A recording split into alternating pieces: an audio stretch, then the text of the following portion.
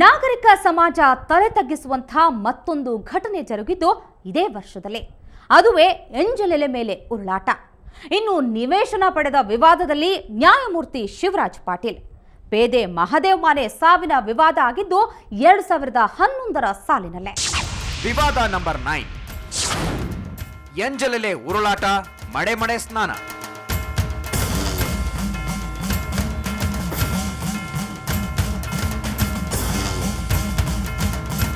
ಬ್ರಾಹ್ಮಣರು ಊಟ ಮಾಡಿ ಬಿಟ್ಟ ಎಂಜಲು ಎಲೆಗಳ ಮೇಲೆ ಕೆಳಜಾತಿಯವರು ಬಿದ್ದು ಹೊರಳಾಡುವ ವಿಚಿತ್ರ ಪದ್ಧತಿ ಈ ವರ್ಷವೂ ಚರ್ಚೆಯಾಯಿತು. ಕುಕ್ಕೆ ಸುಬ್ರಹ್ಮಣ್ಯದಲ್ಲಿ ಅದಕ್ಕೆ ನಿಷೇಧ ಹೇರಿದ್ದರೂ ಜಾರಿಗೆ ಬರಲಿಲ್ಲ. ಕೆಟ್ಟ ಆಚರಣೆ ನಿಲ್ಲಲೂ ಇಲ್ಲ. ಬದಲಿಗೆ ಅದನ್ನ ಪ್ರಶ್ನಿಸಿದವನಿಗೆ ಹಿಗ್ಗಾಮುಗ್ಗಾ ಹೊಡೆದು ಕುಕ್ಕೆ ಸುಬ್ರಹ್ಮಣ್ಯದ ದೇವಸ್ಥಾನದ ಜನ ತಮ್ಮ ಸಂಸ್ಕೃತಿಯನ್ನ ತೋರಿಸಿದ್ರು. ಚರ್ಮರೋಗ ನಿವಾರಣೆ, ಸಂತಾನ ಪ್ರಾಪ್ತಿಯಂತಹ ಸಮಸ್ಯೆಗಳ ಪರಿಹಾರಕ್ಕೆ ಈ ಅಸಹ್ಯಕರ ಸೇವಾ ಪದ್ಧತಿಯನ್ನ ಆಚರಣೆ ಮಾಡುತ್ತಿರುವುದು ನಾಗರಿಕ ಸಮಾಜಕ್ಕೆ ತಲೆ ತಗ್ಗಿಸುವ ಸಂಗತಿಯೇ ಸರಿ. ವಿಚಿತ್ರ ಅಂದ್ರೆ ಈ ಎಂಜಲೆಲೆ ಮೇಲೆ ಹೊರಳಾಡುವ ಮಲೆ ಕುಡಿಯರು ನಿಷೇಧವನ್ನ ವಿರೋಧಿಸಿದ್ದು. ಇದೆಲ್ಲದರ ನಡುವೆಯೂ ಸರ್ಕಾರ ನಿಷೇಧದ ಮಾತನಾಡ್ತಾ ಇದೆ.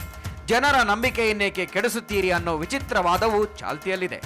ಮುಂದಿನ ವರ್ಷವಾದವು ನಿಷೇಧವಾದರೆ ಅದೇ ಪುಣ್ಯ.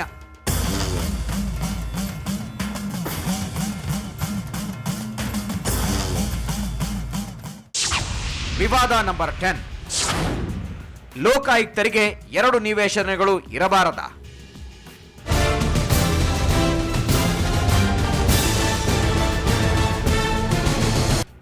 ಲೋಕಾಯುಕ್ತ ನ್ಯಾಯಮೂರ್ತಿಗಳ ಹುದ್ದೆಗೆ ಸಂತೋಷ್ ಹೆಗಡೆ ರಾಜೀನಾಮೆ ಕೊಟ್ಟ ನಂತರ ಭ್ರಷ್ಟರಿಗೆ ಸಿಂಹ ಸ್ವಪ್ನವಾಗಿದ್ದ ಲೋಕಾಯುಕ್ತ ಸಂಸ್ಥೆ ವಿವಾದದ ಗೂಡಾಗಿ ಹೋಯಿತು. ಸಂತೋಷ್ ಹೆಗಡೆ ಉತ್ತರಾಧಿಕಾರಿಯಾಗಿ ಬಂದ ನ್ಯಾಯಮೂರ್ತಿ ಶಿವರಾಜ್ ಪಾಟೀಲ್ ಭ್ರಷ್ಟರಿಗೆ ಶಿಕ್ಷೆ ಕೊಡಿಸುವ ಮಾತನ್ನಾಡಿದ್ರು.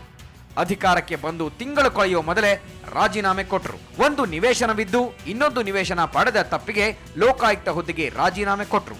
ಅಫ್ಕೋರ್ಸ್ ವಿವಾದ ಎದ್ದಾಗ ಅದಕ್ಕೆ ಉತ್ತರ ಕೊಟ್ಟಿದ್ದ ಶಿವರಾಜ್ ಪಾಟೀಲ್ ಅವರನ್ನ ಯಾರೊಬ್ಬರೂ ರಾಜೀನಾಮೆ ಕೊಡಿ ಅಂತ ಕೇಳಿರಲಿಲ್ಲ. ಆದ್ರೆ ತಮ್ಮ ವಿರುದ್ಧ ತನಿಖೆ ನಡೆಯುವಾಗ ತಾವು ಉನ್ನತ ಹುದ್ದೆಯಲ್ಲಿ ಇರಬಾರದು ಅನ್ನೋ ನೈತಿಕ ಕಾರಣ ಕೊಟ್ಟು ಶಿವರಾಜ್ ಪಾಟೀಲ್ ರಾಜೀನಾಮೆ ಕೊಟ್ಟರು. ಅವರು ರಾಜೀನಾಮೆ ಕೊಟ್ಟಾದ ಮೇಲೆ ಲೋಕಾಯುಕ್ತ ನ್ಯಾಯಮೂರ್ತಿ ಹುದ್ದೆ ಖಾಲಿ ಬಿದ್ದಿದೆ.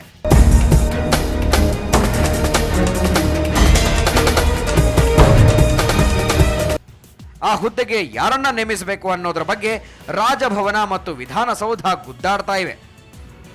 ವಿವಾದಕ್ಕೆ ಕಾರಣವಾಗಿರೋದು ನ್ಯಾಯಮೂರ್ತಿಗಳು ನಿವೇಶನ ಇಟ್ಟುಕೊಂಡು ಇನ್ನೊಂದು ನಿವೇಶನ ಪಡೆದಿದ್ದಾರೆ ಅನ್ನೋದು. ಯಾವ ನ್ಯಾಯಮೂರ್ತಿಗಳ ಹೆಸರು ಬಂದರೂ ಈ ವಿವಾದ ಇತ್ಯರ್ಥವಾಗ್ತಾ ಇಲ್ಲ. ಮುಂದಿನ ವರ್ಷ ಕೂಡ ಈ ಗಲಾಟೆ ಜೋರಾಗೋ ಎಲ್ಲಾ ಸೂಚನೆಗಳು ಆಗಲೇ ಕಾಣ್ತಾ ಇವೆ.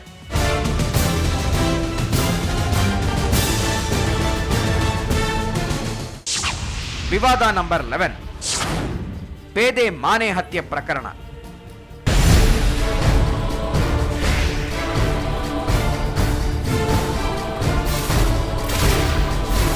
ದಕ್ಷಿಣ ಕನ್ನಡ ಜಿಲ್ಲೆಯ ಬೆಳ್ತಂಗಡಿಯ ಕಾಡಿನಲ್ಲಿ ಪೊಲೀಸ್ ಪೇದೆ ಮಹಾದೇವ್ ಮಾನೆ ಹತ್ಯೆ ಆಮೇಲೆ ವಿವಾದಕ್ಕೆ ಕಾರಣವಾಯಿತು.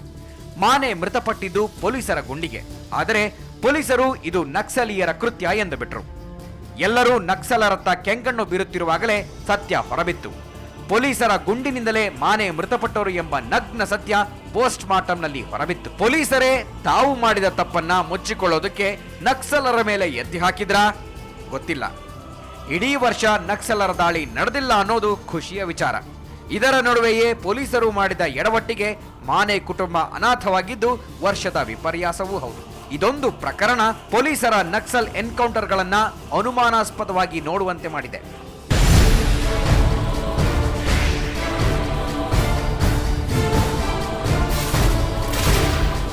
ನೋಡಿದ್ರಲ್ಲ ಈ ವರ್ಷದ ವಿವಾದದ ಪರ್ವಾನ.